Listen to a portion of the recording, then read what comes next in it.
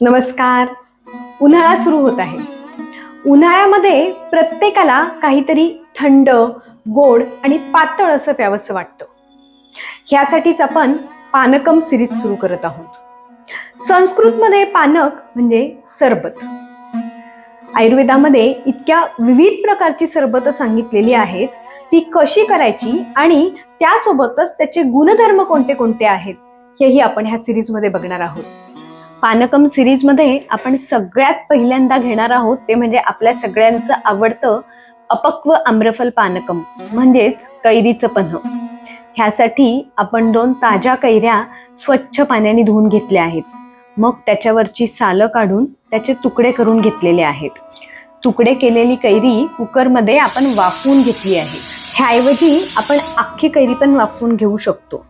कैरीचा गर शिजला की आपण तो गाळून घेणार आहोत. त्यामुळे एकसंध आणि बिना गाठीचा गर आपल्याला मिळालाय.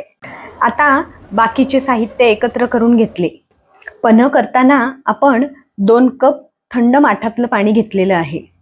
त्यामध्ये 4 ते 5 चमचे कैरीचा गर घातला आहे. हा तुम्ही तुमच्या चवीनुसार किंवा कैरी किती आंबट आहे ह्यानुसार ठरवू शकता. त्यामध्ये 3 ते 4 चमचे सेंद्रिय गूळ घातला आहे. तुम्ही चवीनुसार खडी साखर किंवा पिठी साखरही वापरू शकता. थोडीशी वेलची पूड आणि थोडीशी मिऱ्याची पूड आपण घातली आहे आणि हे सगळं आपण व्यवस्थित एकत्र करून घेतलं आहे. आयुर्वेदानुसार कैरीचं पन्ह हे शरीरामधील वाताचा नाश करणारं, तृष्णा भागवणारं, शरीराचं तर्पण करणारं आणि ऊर्जा देणारं आहे. पण जर जास्ती प्रमाणामध्ये घेतलं तर मात्र शरीरामधील कफ आणि पित्त वाढवणारं आहे.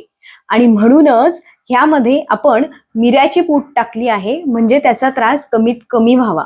अशा पद्धतीनं कैरीचं पन्ह तुम्हीही करून बघा आणि तुमची कोणती वेगळी पद्धत आहे हे आम्हाला नक्की सांगा.